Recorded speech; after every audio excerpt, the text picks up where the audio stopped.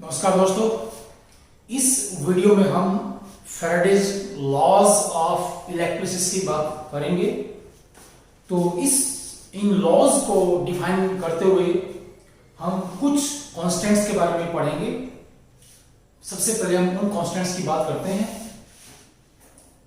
तो हमारे पास क्या है, let's say this charge on one electron is known as one unit negative charge, and the numerical value of charge present on electron in coulomb is so 1.6 10 to the power 19 coulomb। ये हमारे पास क्या है भाई, numerical value of charge present on one electron in coulomb। Now suppose we have 1 mole of electrons। अब यदि हमारे पास 1 मोल electrons हैं तो आप जानते हैं कि इसका मतलब क्या है। Now 6.02 into 10 power 23 electrons means 1 mole of electrons। कि यदि हमारे पास इतने इलेक्ट्रॉन्स हैं और हम जानते हैं कि ये जो संख्या है, ये संख्या बोलते हैं एवोगैड्रोस नंबर। एवोगैड्रोस नंबर होता है ये, और ये की संख्या है। यदि हमारे पास ये इतने इलेक्ट्रॉन्स हैं तो हम केमिस्ट्री में बोलते हैं कि हमारे पास इलेक्ट्रॉन्स का 1 मोल है।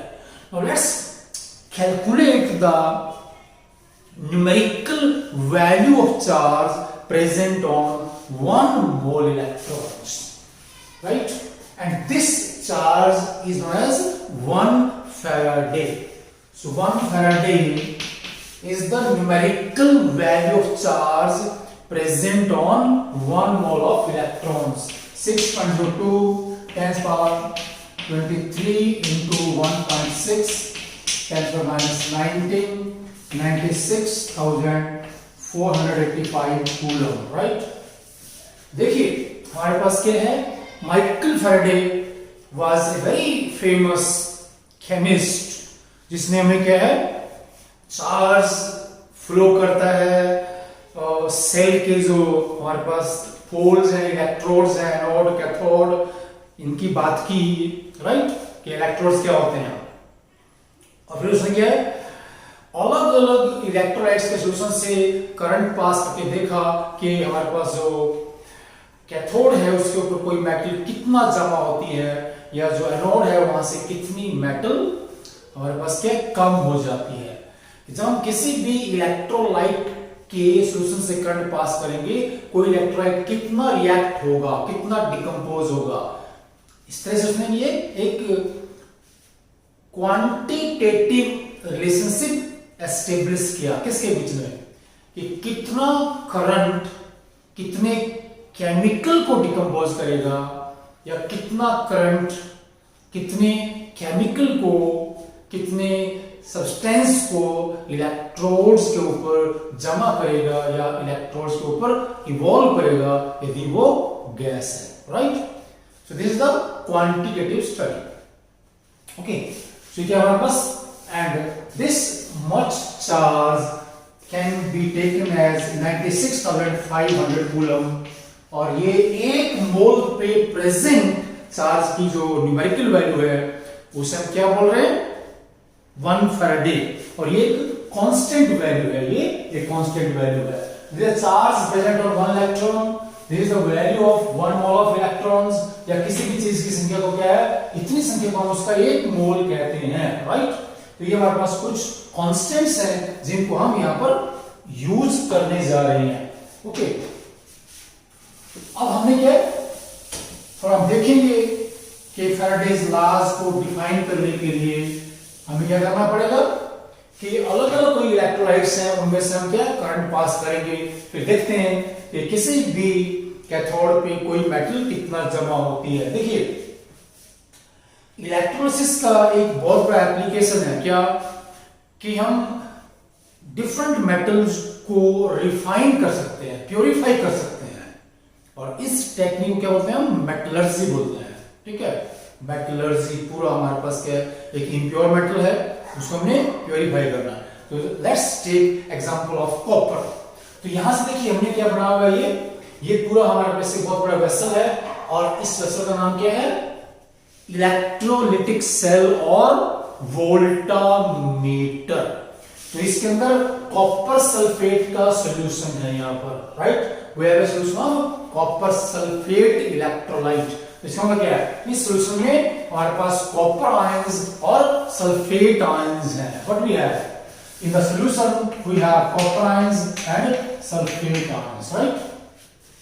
फिर हमारे पास क्या है, देखिए हम यहाँ पर क्या करते हैं, एक इम्प्योर जो कॉपर मेटल है, ठीक है, जिससे हमने क्या प्यूरिफाइड कॉपर मेटल बनानी है, उसको हम यहाँ पर ले लेंगे, ठीक है। और क्या बोलेंगे हम, इट इज द एनोड, ठीक है, हमारे पास ये एनोड है, और इसको हम इधर से क्या एक प्लैटिनम वायर की मदद से बैटरी के साथ जोड़ देते हैं, और बैटरी का हमारे पास क्या है, पॉजिटिव पोल है। क्या होता है पॉजिटिव पोल बैटरी का, दैट इज कैथोड, ठीक है, हमारे पास ये कैथोड है जो पॉजिटिव पोल है। तो इधर हमारे पास क्या बैटरी का ये नेगेटिव पोल है, ये एनोड होता है, और जो दूसरी हमारे पास ये एक हमारे पास क्या प्योर ये कॉपर मेटल की ही एक क्या है प्लेट है, very thin plate of pure copper metal, right. और ये क्या बनेगा हमारे पास, ये this is the anode cathode of pure copper metal, pure copper metal. और यहां पर हमारे पास क्या देखिए, यहां से ये कॉपर सल्फेट का इसमें सॉल्यूशन हमारे पास होगा, राइट। इसको हमने जोड़ दिया ऐसे, राइट। तो ये हमारे पास क्या है, इसमें कॉपर सल्फेट। अब यहां पर हमारे पास कैथोड है, राइट, और ये यहां पर इलेक्ट्रोलिटिक सेल का वो पोल है जो हमारे पास क्या है कैथोड, जो कैटायंस को अट्रैक्ट करता है। तो यहां पर इसमें कॉपर पॉजिटिव आयंस इसके आसपास आ जाते हैं, ये जो मेटल प्लेट है इसके सॉल्यूशन के अंदर जो कॉपर आयंस प्रेजेंट हैं वो वाले, और इधर हमारे पास क्या है, ये सल्फेट आयंस हैं, ये जो हमारे पास इम्प्योर कॉपर मेटल का बना हुआ ये जो एनोड है। जैसे हमने क्या माना, ये जो एनोड है वो इतनी मोटी कॉपर मेटल की रोड है, और ये पूरी इम्प्योर है, और हम इसको यहाँ पर डिप कर देंगे इसमें सॉल्यूशन में, और यहाँ पर प्लैटिनम वायर जोड़ देंगे ऊपर बैटरी से बीच, ठीक है। यहाँ से क्या ऐसे कर सकते हैं, ठीक है, जितना ये हमारे पास कॉपर है इम्प्योर, ये सॉल्यूशन में डिप है, और ऊपर ये प्लैटिनम वायर हो सकती है इसमें, ठीक है, ताकि हमारे पास ये इसको यहाँ से जो ये इम्प्योर कॉपर मेटल इसको हम प्यूरिफाई कर सकें। तो जब यहाँ से हम करंट पास करेंगे, करंट पास करने में क्या कि बैटरी का जो नोड है ये इधर इस कैथोड को इलेक्ट्रॉन पंप करता है, इसको इलेक्ट्रॉन देता है, और ये इलेक्ट्रॉन क्या है प्लीज, यहां से देखिए यहां पर हमारे पास ये ऐसे, राइट, ये हमारे पास बैटरी का हमारे पास एनोड है, और उसको हमने यहां से क्या इलेक्ट्रोलिटिक सेल, ये जो वोल्टामीटर है इसके यहां पर हमने ये कैथोड से जोड़ दिया। तो इलेक्ट्रॉन्स यहां पर आएंगे, कैथोड के ऊपर क्या है कॉपर पॉजिटिव आयंस है। तो यहां पर ये जो कॉपर की हमारे पास फॉयल है, ठीक है, ये सॉलिड फेज है, और सॉल्यूशन क्या है लिक्विड फेज है, ये इंटरफेस बन जाता है, ठीक है। तो इस इंटरफेस पे क्या होगा, इस जो हमारे पास ये जो प्लेट हमारे पास कॉपर की प्लेट है, तो इसके ऊपर क्या सरफेस के ऊपर ये जो कॉपर आयंस है सॉल्यूशन में, जिसके सरफेस यहां से दो इलेक्ट्रॉन्स इधर से आ रहे हैं, इधर से आ रहे हैं, और ये हमारे पास क्या कॉपर एटम बनेगा, और इस प्लेट पे एब्सॉर्ब हो जाता है, दिस वेरी इंपॉर्टेंट प्लीज। फिर हमारे पास क्या है, इधर ये हमारे पास क्या है सल्फेट आयंस है, राइट, क्या करेंगे, क्योंकि यहां पर ये एनोड है जो एनायंस को अट्रैक्ट करता है, एनायंस को अट्रैक्ट करता है, और यहां पर ये जो सल्फेट आयंस हैं यहां पर आकर क्या है अपने इलेक्ट्रॉन लूज कर देंगे, दोनों इलेक्ट्रॉन्स, ठीक है।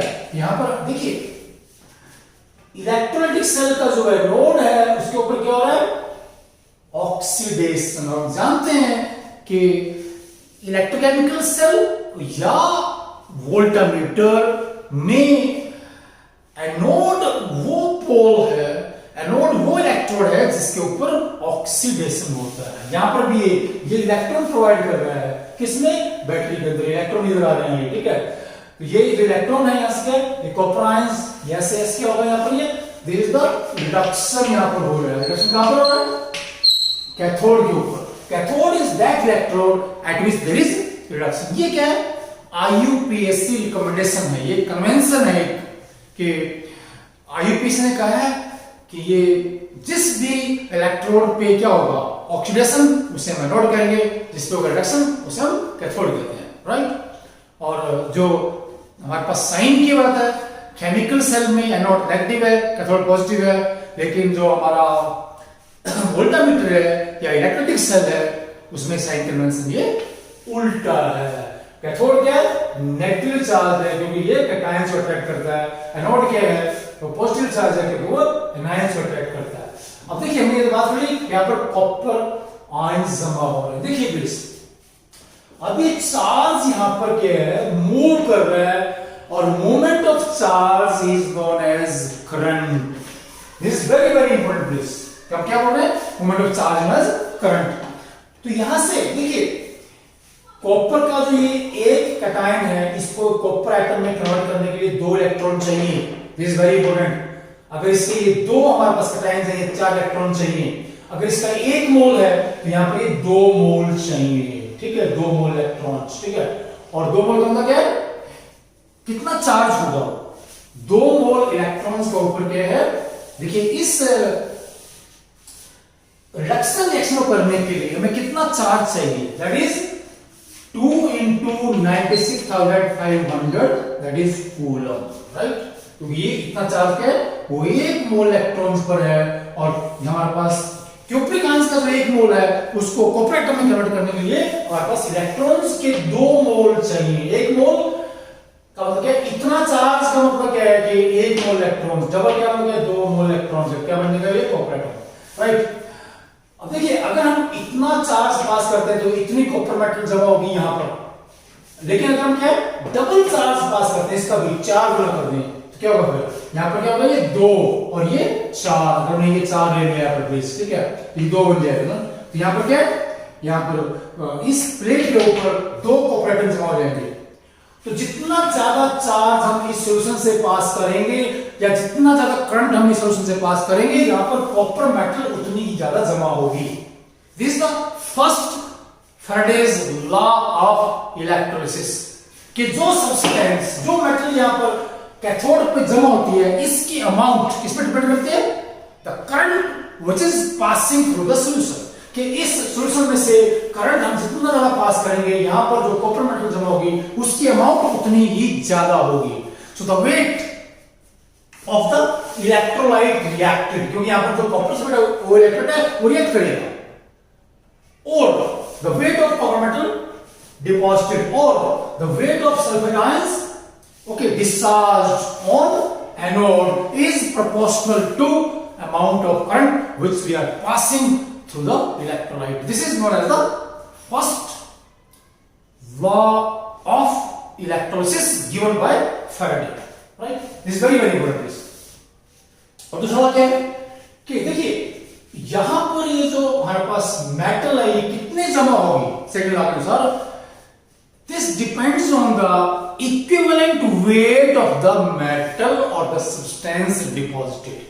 कि यहां पर देखिए हम क्या करें कि अगर हम सिर्फ क्या है इसमें देखिए ये रिएक्शन कर रहे हैं, यहां पर 2 मोल इलेक्ट्रॉन्स हैं, इसका मतलब इतना चार्ज है, तो क्या ये हमारे पास क्या कॉपर एटम्स का 1 मोल का मतलब क्या होगा? 63.5 ग्राम यहां पर क्या मेटल जमा हो गया।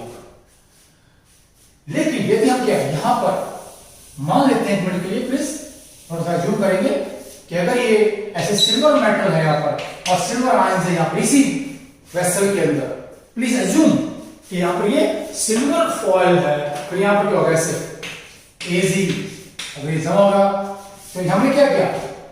1 मोल इलेक्ट्रॉन पास करने पर ये कह लीजिए हमारे पास क्या 96,500 कूलम चार्ज हम पास करेंगे किसके? सिल्वर नाइट्रेट के सॉल्यूशन से। तो यहां पर जो ये सिल्वर का कैथोड होगा उसके ऊपर क्या 108 ग्राम सिल्वर जमा होगा। और यहां पर क्या प्लीज देखिए 2 मोल चार्ज पास करने पर क्या था 63.5 ग्राम हमारे पास क्या है कॉपर जमा होता है। लेकिन माने हम इसका आधा कर दें ना, आधा मतलब क्या 1 मोल चार्ज पास करेंगे 1/2 हो जाएगा, ये भी 1/2 हो जाएगा यहां से जो कॉपर डिपॉजिट हुआ है। तो कॉपर का वेट कितना डिपॉजिट होगा, कॉपर का वेट कितना डिपॉजिट होगा दैट इज 31.8 ग्राम। तो हम क्या करें, एक तरफ बस क्या सिल्वर नाइट्रेट है, दूसरा क्या कॉपर सल्फेट है। अगर हम दोनों में से बराबर मात्रा में चार्ज पास करते हैं, बराबर मात्रा में करंट पास करते हैं, तो कैथोड के ऊपर सिल्वर का वेट कितना जमा होगा 108 ग्राम, कॉपर कितना जमा होगा 31.8 ग्राम।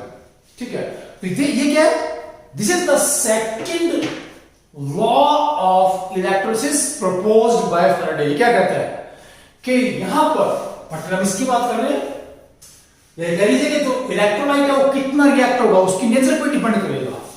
जो इलेक्ट्रोलाइट हमने यहां पर लिया है वोल्टामीटर में वो कितना डिकम्पोज होगा, कितना उसका ब्रेक होकर के एलिमेंट्स बनेंगे, वो उसकी नेचर पर डिपेंड करता है। यहां पर भी ये कितनी मेटल जमा होगी ये डिपेंड करता है कि मेटल का एटॉमिक वेट क्या है, उसकी वैलेंसी क्या है। दो बातों पे ये क्या है हमारे पास सेकंड लॉ है कि weight of the metal deposited on cathode is proportional to its equivalent weight. Equivalent weight जितना कम है उतना ही सब्सटेंस यहां पर कम जमा होगा, इक्विवेलेंट वेट जितना ज्यादा है उतना ही सब्सटेंस वहां पर ज्यादा जमा होगा। और हम क्या कर रहे हैं, कंडीशन क्या है, we are passing same amount of current through different solutions of different electrolytes. कि इलेक्ट्रोलाइट्स के अलग अलग इलेक्ट्रोलाइट्स के अलग अलग सॉल्यूशंस है, उनमें से हम सेम करंट पास करते हैं। तो कैथोड के ऊपर जो भी मेटल या सब्सटेंस जमा हो रहा है वो कितना जमा होगा that depends on it's equivalent weight. Equivalent wait अभी क्या है, हमने दो लॉ यहां पर डिस्कस किए, अभी मैथमेटिकली देखते हैं कि क्या होता है इसके अंदर। Let's see the mathematics of these two laws which deal the quantitative aspect of amount of substance electrolyzed and amount of current or charge which we are passing. Okay, let's say we have the 1 coulomb charge equal to 1 ampere current into 1 second, right? ये मतलब होता है देखिए please, current का जो unit है वो ampere है और उसको हम एमीटर की मदद से मापते हैं। Now what is the meaning of 1 ampere current, right? देखिए अगर मैं आपको क्या ले रही हूं, 1 सेकंड है ना, इसमें लेते हैं 1 सेकंड है ना, 1 सेकंड। तो क्या हो रहा है, this is the unit value of charge in coulomb which is passing through a point in 1 second। देखिए हम क्या करें, current means movement of electrons, current means movement of charge. तो जब यहां से हम इस पॉइंट पे आके हम देखते हैं, ऑब्जर्व करते हैं क्या कि यहां से करंट फ्लो कर रहा है, current is moving from left to right through wire. हमारे पीछे तार है, इसमें से करंट क्या है, फ्लो कर रहा है, कहां से, लेफ्ट से राइट में। Electrons are moving through the wire. फिर हम क्या करेंगे यहां पर, इस पॉइंट से हम देखते हैं कि 1 सेकंड में कितना चार्ज लेफ्ट से राइट में गया, and that is the value of 1 ampere current. The numerical value of charge in coulomb which passes through a point in 1 second is taken as 1 ampere electricity or 1 ampere current. तो यहां से क्या लिखेंगे, क्या करेंगे यहां पर, वर्ड से क्या है, that is let's say 1 second। हमें ये देखना है यहां से इस फार्मूला से कि यहां से भी जो भी हमारा इलेक्ट्रिक सेल है हम उसमें एमीटर लगाएंगे, साथ में टाइम नोट करते हैं कि हमने कितने टाइम के लिए करंट पास किया। तो क्या we know the amount of current which we are passing through the solution of the electrolyte, we know the time, and from this formula we can calculate the numerical value of charge, right? फिर हमारे पास क्या होगा कि जब हम यहां पर charge की न्यूमेरिकल वैल्यू निकाल लेंगे फिर हम जानते हैं क्या होगा कि कोई भी हमारे पास मेटल हो, वी हैव दैट से any metal, okay, let's say this is the plus charge and then 1 electron is equal to m. यहां से क्या है? This is 1 mole electrons. 1 mole electron. This is 1 mole of cation. This is 1 mole of metal, which gets deposited on your this cathode. Cathode के ऊपर ना. तो जब हमें यहाँ पर चार्ज की वैल्यू पता है, ठीक है, तो चार्ज की वैल्यू से हम ये कैलकुलेट कर सकते हैं कि कितना सब्सटेंस वहां पर डिपॉजिट होगा, किसके ऊपर? कैथोड के ऊपर. And such numericals are very very important. So W the weight deposited on the cathode or on anode, or the amount of electrolyte which decomposes proportional to Q the charge, and W is equal to ZQ. So Z is a constant known as the electrochemical equivalent, right? और ये जो Z है, ये जो हमारे पास जो भी substance है, जो भी एलिमेंट है, उसके इक्विवेलेंट वेट पे डिपेंड करता है. And Q is equal to I/T. So I is the current in ampere के कितने एम्पियर करंट हम पास करेंगे, and T is the time in seconds. तो यहाँ से W क्या है वापस से, that is Z height. यहां से आ जाता है प्लीज. देखिए W is the weight of the substance deposited here when we are passing the I amount of current in ampere for T seconds of time. तो हमें दोनों चीजें पता है, ये हम वहां से पता कर लेंगे कितना वेट यहाँ पर डिपॉजिट हुआ है, तो Z निकाल सकते हैं. अगर किसी सब्सटेंस का Z पता है तो यहां से क्या उसका W निकाल सकते हैं. Such numericals are very very important, क्योंकि कोई भी हमारे पास कंपटीशन हो उसमें के इस तरह के न्यूमेरिकल्स आते हैं. और ये जो हमारे पास इलेक्ट्रोलिसिस है, इलेक्ट्रोप्लेटिंग में या मेटल्स को रिफाइन करने में बहुत ही यूजफुल है कि किसी मेटल को हम कैसे प्योरीफाई करते हैं, कैसे रिफाइन करते हैं. Let me repeat it again. An example is of copper metal. तो हमने क्या यहां पर देखिए प्लीज, ये इम्प्योर हमारे पास कॉपर मेटल है जिसका हमने यहां पर क्या एनोड बनाया हुआ है, ये ठीक है, ये इम्प्योर मेटल की रॉड है, राइट. और इसमें क्या है, जिंक, आयरन, सिल्वर, गोल्ड, ये इस तरह की कुछ इंप्योरिटीज हैं. और हमने क्या है, इसको प्योर कॉपर मेटल में कन्वर्ट करना है. तो यहां से क्या, दूसरा जो हमारे पास ये फॉयल है जो यहां पर क्या है कैथोड का काम करेगा, ये बिल्कुल प्योर कॉपर मेटल की है, राइट. कि मान लिया हमारे पास इधर जो हमने जो एनोड लिया है, यहां पर जो कॉपर मेटल है ये कितना है, let's say it is 98% pure. तो इसमें 2% क्या मिला हुआ है, ये मेटल मिली हुई है, ये जो हमारे पास रॉड है कॉपर की, और ये हमारे पास क्या 90% में कॉपर है, ठीक है, कॉपर. बाकी क्या इंप्योरिटीज है, तो हमने क्या इन इंप्योरिटीज को दूर करना है.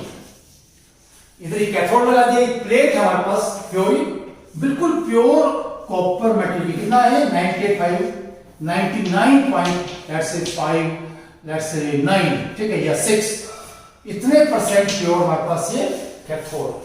और यहां पर नीचे में क्या कॉपर सल्फेट का सॉल्यूशन भर देंगे यहां पर नीचे पूरे इलेक्ट्रोलाइटिक सेल में. देन वी पास करंट, इस बैटरी से यहां पर करंट पास करेंगे. तो जैसे हम करंट पास करते हैं तो यहां से जिसमें कॉपर आयंस है यहां पर, ये सारे क्या है, राइट, क्या करेंगे, इस पे कैथोड पे आके देखिए प्लीज, कैथोड पे आएगा ये, और जो यहां से इलेक्ट्रॉन्स आ रहे हैं किसके, बैटरी के एनोड से ये इलेक्ट्रॉन आ रहे हैं, यहां से बैटरी का एनोड है, इलेक्ट्रॉन्स आ रहे हैं यहां पर. तो क्या हो रही है, 2 right electron, this is the copper solid. ये कॉपर एटम बन जाता है ऐसे, और ये जो कॉपर एटम बनेगा ये इस प्लेट के ऊपर चिपक जाएगा, एब्सॉर्ब हो जाएगा, ठीक है. और इधर से हमारे पास क्या है, जहां जो आपका जो एनोड है, मैंने बताया अभी ये दोबारा रिपीट कर रहा हूं, ये अपना क्या है, ऐसे क्या करेगा, इलेक्ट्रॉन यूज करेगा, यहां पर ऑक्सीडेशन, और ये इलेक्ट्रॉन्स क्या ऊपर जाएंगे बैटरी में से ना, यहां से इलेक्ट्रॉन मूव कर रहे हैं ना, ठीक है. अब ये यहां पर SO4 बन गया. ये क्या SO4, ये एक बहुत ही रिएक्टिव स्पीशीज है, स्टेबल नहीं है. तो फिर क्या करेगा ये, यहां से देखिए एनोड में जो सरफेस के ऊपर ये कॉपर हमारे पास एटम है, इंप्योर मेटल, कॉपर मेटल का जो एटम है, ये क्या करेगा, उसको ऐसे क्या रिएक्ट करेगा, कैसे रिएक्ट करेगा, देखिए कैसे रिएक्ट करेगा भाई, you see please, this is very important.